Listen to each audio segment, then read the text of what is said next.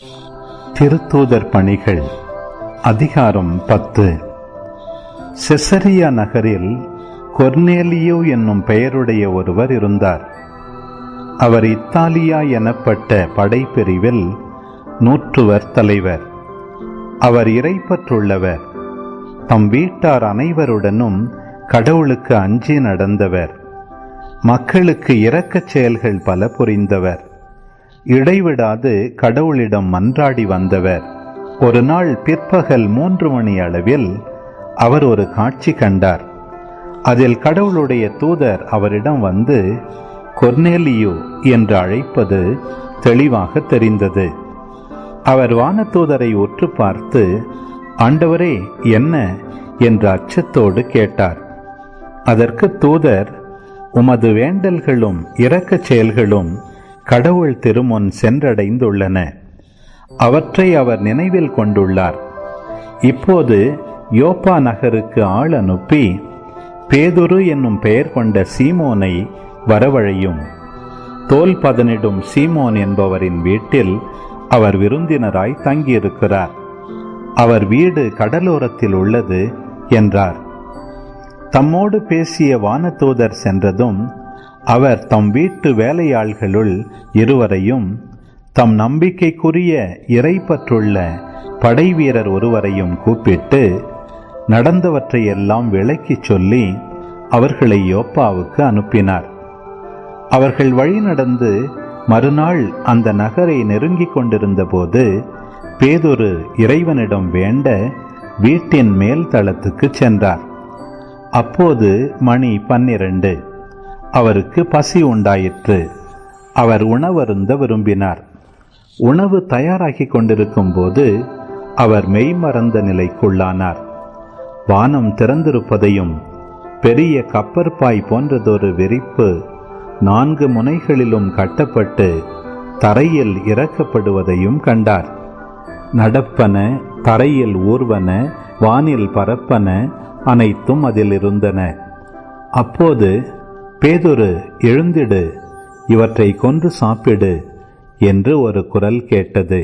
அதற்கு மறுமொழியாக பேதுரு, வேண்டவே வேண்டாம் ஆண்டவரே, தீட்டானதும் தூய்மையற்றதுமான எதையும் நான் ஒருபோதும் உண்டதே இல்லை என்றுரைத்தார். 2ஆம் முறையாக அக்குரல், தூய்மையானது என கடவுள் கருதுவதை தீட்டாக கருதாதே என்று ஒலித்தது. இப்படி 3 முறை நடந்தவுடன் அந்த விரிப்பு வானத்திற்கு எடுத்து கொள்ளப்பட்டது. தாம் கண்ட காட்சியின் பொருள் என்ன என்பது பற்றி பேதுரு தமக்குள்ளே குழம்பிக் கொண்டிருந்த போது கொர்னேலியு அனுப்பிய ஆள்கள் சீமோன் வீட்டை கேட்டு தெரிந்து கொண்டு கதவருகில் வந்து நின்று, பேதுரு என்னும் பெயருடைய சீமோன் என்பவர் இங்கு தங்கியிருக்கிறாரா என்று கூப்பிட்டு கேட்டனர். பேதுரு இக்காட்சியை பற்றி சிந்தித்துக் கொண்டிருந்த போது தூய ஆவியார் அவரிடம், இதோ 3 உன்னை தேடி வந்திருக்கின்றனர்.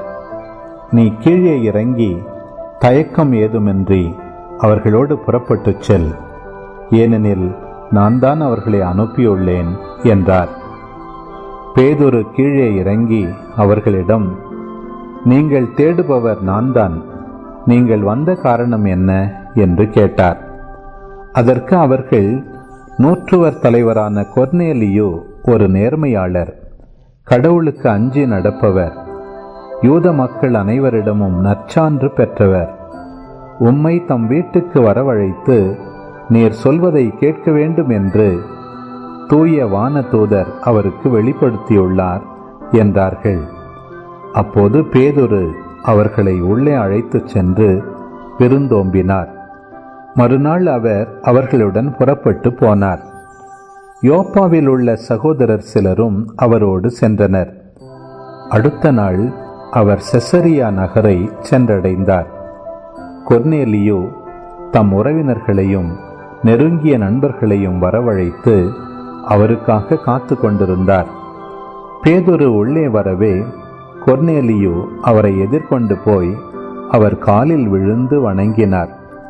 பேதுரு, எழுந்திடும், நானும் ஒரு மனிதன்தான் என்று கூறி அவரை எழுப்பினார்.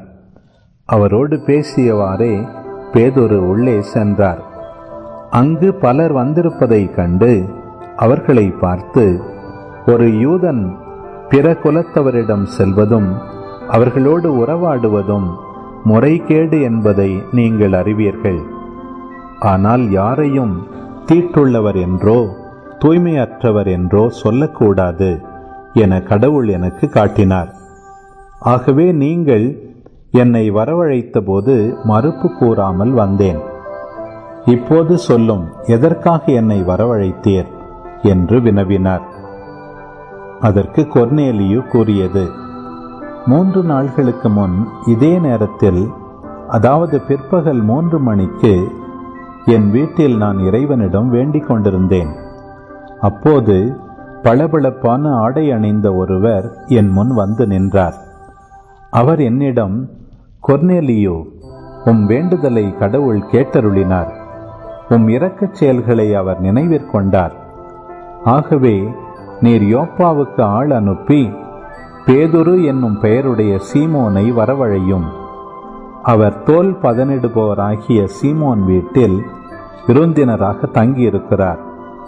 அவ்வீடு கடலோரத்தில் உள்ளது என்றார். எனவேதான் உடனே உமக்கு ஆள் அனுப்பினேன். நீரும் இங்கு வந்தது நல்லது. ஆண்டவர் பணித்த அனைத்தையும் இப்போது உம் வழியாக கேட்பதற்கு நாங்கள் யாவரும் கடவுள் திருமுன் கூடியிருக்கிறோம். அப்போது பேதுரு பேசத் தொடங்கி, கடவுள் ஆள் பார்த்து செயல்படுவதில்லை என்பதை நான் உண்மையாகவே உணர்கிறேன். எல்லா இனத்தவரிலும் அவருக்கு அஞ்சி நடந்து நேர்மையாக செயல்படுபவரே அவருக்கு ஏற்புடையவர்.